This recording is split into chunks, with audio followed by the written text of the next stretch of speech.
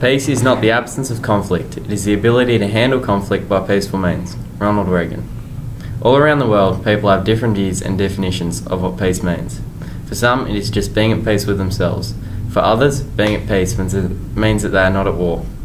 Peace is defined not just as the absence of war, but also the presence of the conditions for a just and sustainable peace, where all people have access to basic human rights. World War II is a good example. It started off with a conflict between parties that soon developed into an all-out war, in which peace was not an option. In order to stop the war, an atomic bomb was dropped on Hiroshima and another on Nagasaki.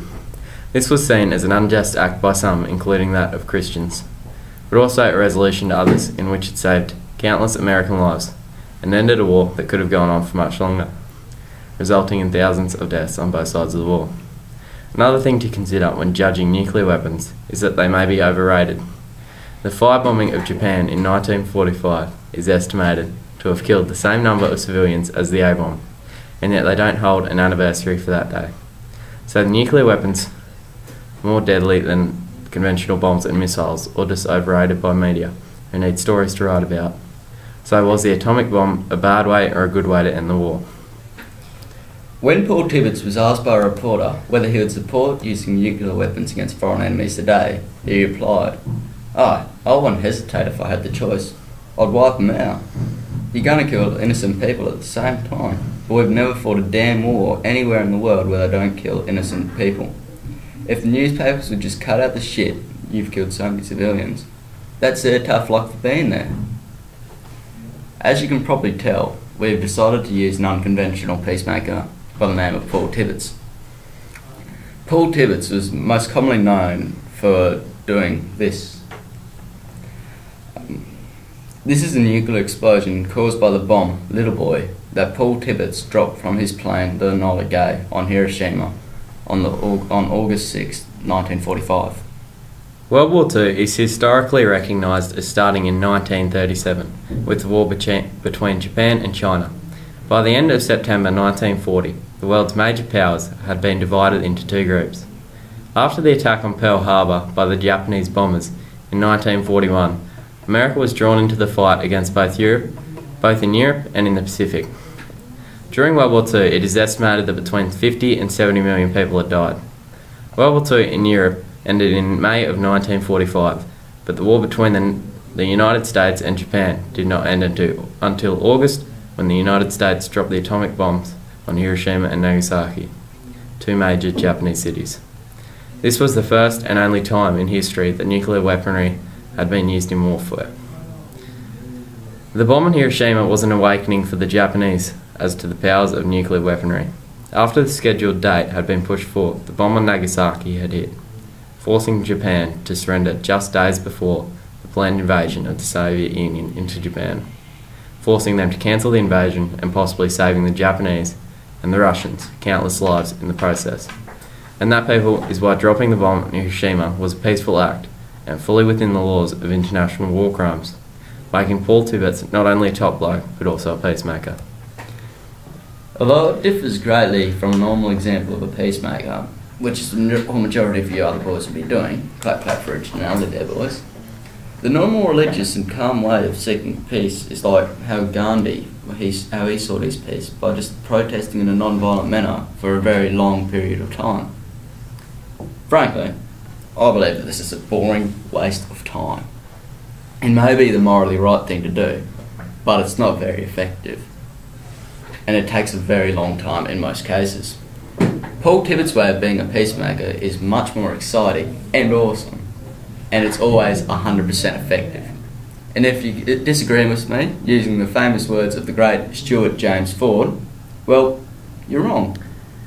Different religions from all around the world share different views on why dropping the bomb on Hiroshima. Some say it was the right thing to do, but most say that it was immoral and unjust. Most Christians see the bombing on Hiroshima as bad, as thousands of Christians died in the blast. But was this a small percentage of the overall death count worth saving millions of lives in the upcoming battles and wars that would have followed if Japan had not surrendered when it did? A Buddhist perspective. Killing is killing, whether you kill a person with a gun or 100,000 with a nuclear weapon. That's awesome, by the way. You are as guilty as the other guy. This view is a strong view that stands for the point that the killing of innocents is wrong, and it doesn't matter how it is done, it's still causing suffering. This relates to World War II because it shares the view that firebombing a city is just as bad as dropping an atomic bomb. That probably works a lot more efficiently when you think about it.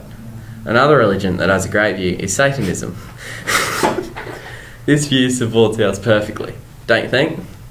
And a quote by a great man, Joseph Stalin, former premier of the Soviet Union. One death is a tragedy, a million is a statistic. Paul Tibbets may now be deceased, but while he is honoured by a hero as many people, he decided that as his dying wish, he requested that his remains, which were cremated, were to be thrown into the ocean, so as people would not have a place to protest. This is a further reason why Paul Tibbets leaves away a great legacy as a famous peacemaker, by making his final wish so that people cannot seek to agitate and cause trouble for his country, which he loves so much. All around the world, people have different views and definitions of what peace means. For some, it is just being at peace with themselves. For others, being at peace means that they are not at war. World War II is a good example of solving a world crisis and ending a war that could have resulted in thousands of more deaths and a lot more suffering. During the war, hundreds of weapons were being used to commit mass murder. And not only was the atomic bomb responsible for thousands of deaths, but it's estimated that between 50 and 70 million people died during the war, and only a tiny percentage from the atomic bomb. So ask yourself, was it really that bad, or was it well justified? And for these reasons, we believe that Paul Tibbets was a great peacemaker who saved thousands of lives in a controversial act that resulted in ending the war. Paul Tibbets may not be a stereotypical peacemaker, but he is, in our opinion, the most important kind of an unconventional peacemaker. I believe that this is the most important kind of peacemaker, but because despite using an aggressive way to seek peace, it saves more lives, and it's really the man's way of doing things. In a way, it goes hand in hand with our college motto of Relativice, acting courageously. It's a bit like the Japanese who were about to punch a baby. So the Americans blew the shit out of them.